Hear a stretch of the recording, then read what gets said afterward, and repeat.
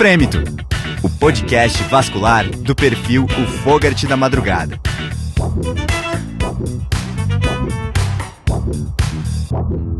Esse é o Frêmito Podcast Vascular, direto do Congresso Brasileiro de Angiologia e Cirurgia Vascular. E a gente está recebendo o Dr. Carlos Abad, da Regional do Pernambuco, para conversar com a gente sobre o tratamento das dissecções de carótida. Dr. Abad, obrigado aí pelo seu tempo e compartilhar com a gente os seus conhecimentos. Eu que agradeço por participar desse podcast, que eu sei que é tão ouvido e comentado. Obrigado. A gente agradece. Queria começar, na verdade, para ver se tem alguma atualização em termos de conduta, como que está essa questão mais atual aí no cenário. Eu acho que a coisa mais importante da dissecção de carótida, a primeira coisa é saber que existe, né? Então, é a causa principal de AVC em doente jovem e por isso ele tem que ser pesquisado, essa dissecção. Era considerada uma doença rara no passado e hoje a gente, com os métodos de imagem, com os centros de stroke, a gente começa a ver que não é tão raro. Então a gente tem que pensar em dissecção de carótida quando vem um doente jovem que tem um AVC isquêmico. Eu acho que essa é a primeira mensagem. O tratamento clássico continua o mesmo. O tratamento clássico é o tratamento conservador, através de drogas, né, clínico. Você pode usar antiagregante ou anticoagulante, não tem na literatura nenhuma superioridade de um em relação ao outro. Eu particularmente prefiro usar a dupla antiagregação plaquetária, que eu acho mais fácil manusear e com menos efeito colateral. E existe um remodelamento da carótida na maioria dos casos, 60%, 70%. Então a antiagregação é justamente para evitar evento tromboembólico, enquanto a natureza, o organismo, faz a remodelagem da artéria, que se fica pronta, acontece em torno de 3 a 6 meses. O que mudou é que quando esse doente ele não está evoluindo bem, quando ele continua tendo sintoma, continua tendo ataque isquêmico transitório cada vez mais frequentes, ou quando essa isquemia leva a uma estenose e não tem fluxo suficiente, e quando cai a pressão, o doente faz um déficit, aí mudou. Porque agora, nessa situação, a gente tem as técnicas endovasculares que conseguem restabelecer o fluxo e a gente usa cada vez mais o uso de stent, algumas vezes angioplastia, mas mais stent expansivo para restabelecer fluxo. Então, acho que mudou reconhecer os subgrupos onde está indicado o tratamento endovascular precoce na fase aguda, né? Aí tem também a fase crônica, né? Então, passada essa etapa, os pacientes que entram na fase crônica, daqueles pacientes que não voltam à normalidade do vaso anatômica, você tem algumas possibilidades. Uma parte vai evoluir para oclusão, e se ela oclui, mas o polígono de Willis, as colaterais mantém o fluxo, a gente não faz nada, até pode interromper o tratamento clínico.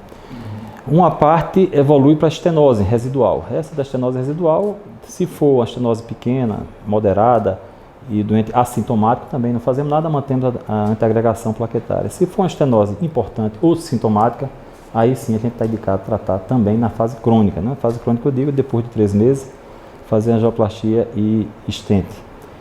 Outra evolução que pode ter é formação de pseudoaneurisma. A formação de pseudoaneurisma, a gente pode, algumas vezes, pseudoaneurisma pequeno, a gente pode ter um tratamento conservador. Se ele é maior, comprime estrutura adjacente, comprime nervo, ou é fonte de tromboembolismo, aí também é outra razão para intervir. Então, o importante é que esses doentes sejam seguidos, porque a gente não sabe como ele vai evoluir, né?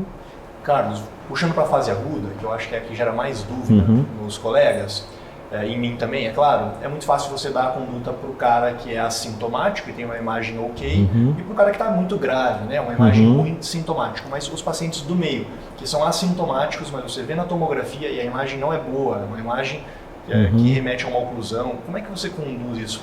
Como fazer a definição do abordo ou não ser mais quantitativa? Essa pergunta ela é bem importante porque a gente sabe que agir na fase aguda, diferente da fase crônica, que você age com uma certa tranquilidade, porque já está estabilizada a parede vascular, então a chance de perfuração, de sangramento, ruptura é bem menor. Na fase aguda não, ali é um tecido fragilizado, facilmente você pode romper o vaso e facilmente você pode fazer uma progressão da dissecção.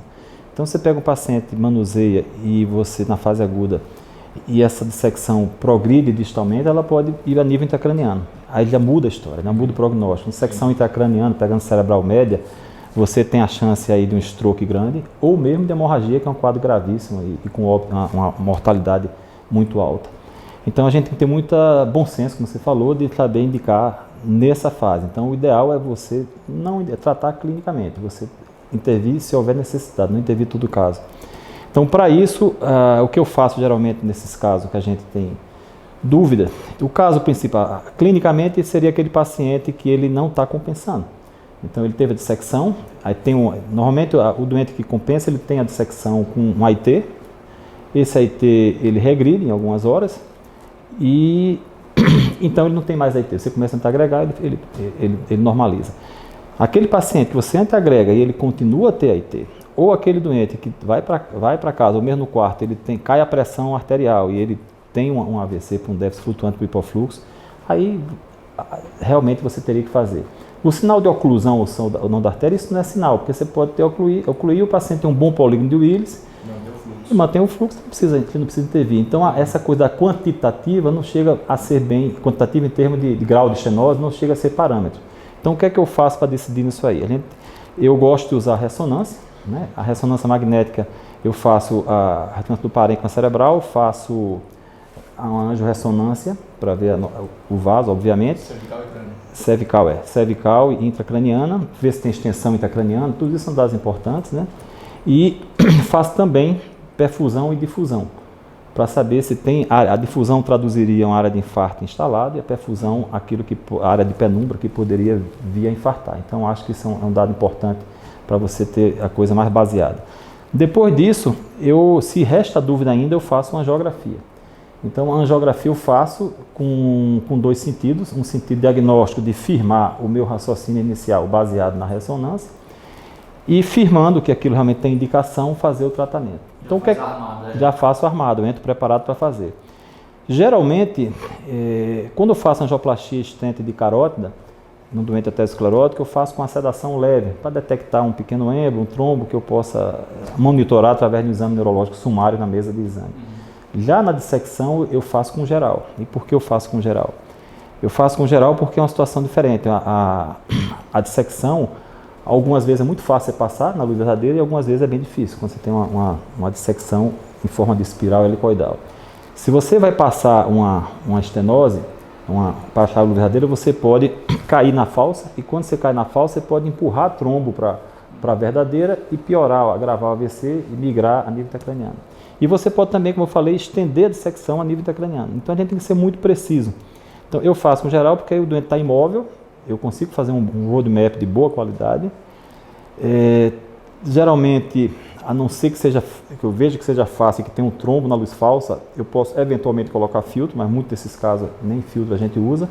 Mas o principal é você ir com guia de 0,14 para achar a luz verdadeira, ter certeza e a princípio tratar só com stent. Não precisa fazer balão, porque o balão pode aumentar a dissecção. Então o stent autoexpansivo, na maior parte das vezes, restitui a luz. O diâmetro do stent você escolhe nominal ou você reduz o doente de stent, o stent de carótida para mim é mais ou menos uma receita de bolo, né? A grande maioria que eu uso é 8 de diâmetro 40. E 40 de comprimento, né? Mas, claro, a gente adapta isso a mulher, uma artéria menor. Mas um outro dado importante também da angiografia, porque a perfusão da ressonância, apesar de você até quantificar o fluxo sanguíneo, ela não tem validação clínica ainda hoje, porque é uma coisa relativamente recente, onde a gente não sabe se aquele déficit perfusional vai sugerir que aquilo vai infartar ou não vai infartar.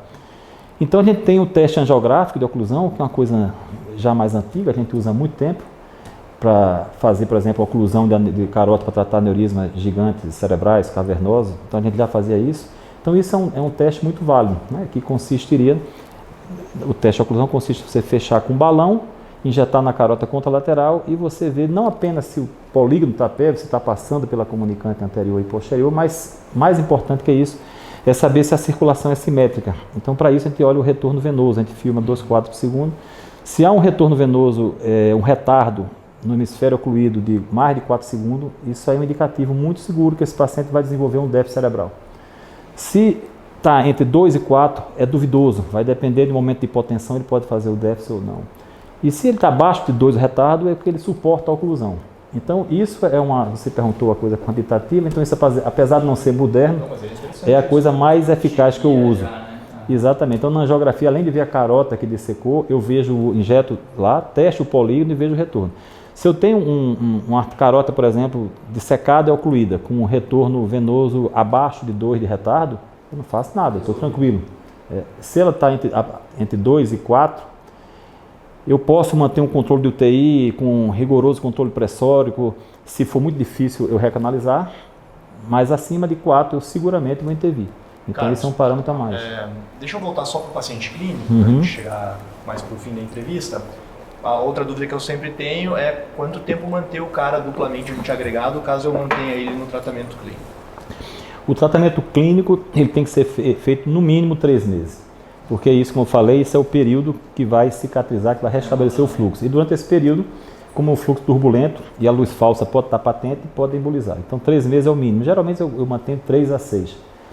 Nesse período é onde eu vou fazer o exame de controle, que pode ser uma ressonância ou pode ser uma angiografia, uma angiorressonância ou uma angiografia. Se a coisa remodelou completamente, eu posso tirar o antiagregante plaquetário e dar o tratamento como terminado. Os dois? Os dois. Se ficar alguma lesão residual, não, aí eu prolongo mais, né? Em termos só dos exames, assim, se eu tenho um fluxograma, por exemplo, teve o evento, não teve indicação de tratar. Quando que é o próximo exame? Qual que é o próximo exame? Ou se eu varia isso dependendo da clínica do paciente? Varia um pouco, assim, o caso clássico, que é o caso do paciente compensado, 3 meses. 3 meses é o período que eu faço fazendo o exame. Num paciente que ele não está totalmente compensado, é aquele caso que eu digo que tem um retorno de 2 e 4, que o paciente faz um déficit esporádico, esse eu sigo mais cedo para poder intervir. E uma outra variável que a gente tem é quando você tem um fenômeno hemorrágico, né? Seja intracraniano ou formação de pseudoneurismo. Mas nesses casos, às vezes, eu sigo mais de perto, principalmente se tiver dissecção intracraniana, porque a evolução, o prognóstico fica pior, né? Pior um pouco. Só de querer encerrar, então, antes só de finalizar, para o congressista que na verdade não veio ao congresso, deixar uma mensagem final aí para a gente finalizar o assunto. Eu vou resumir na mensagem principal dessa doença, que é, primeiro, pensem em dissecção espontânea. Então, quando encontrarem uma pessoa jovem com um acidente isquêmico, você tem que pensar como primeira coisa como a dissecção espontânea. Para você fazer o diagnóstico espontâneo, você tem que saber qual é o aspecto clínico, é diferente da placa. Então, você tem aquela imagem, ela disseca a partir do bulbo carotídeo, vai em chama de vela e para a nível da base do crânio na porção petrosa. Então, uma lesão dessa, no acidente jovem, é dissecção. Então, a primeira mensagem é essa. A outra mensagem é diagnosticando precoce, antiagregação precoce. E se o doente está instável, reconhecer esse paciente e tratá-lo especificamente com angioplastia, estente mais, e em vez de ficar esperando um acidente maior ocorrer. Perfeito. Obrigado, Dr. Carlos, pelo seu tempo. Obrigado a vocês aí. Não deixe de continuar assistindo e compartilhando os vídeos do Frêmito Podcast Vascular aqui no Congresso Brasileiro. A gente se vê na próxima entrevista. Frêmito, o podcast vascular do perfil O Fogart da Madrugada.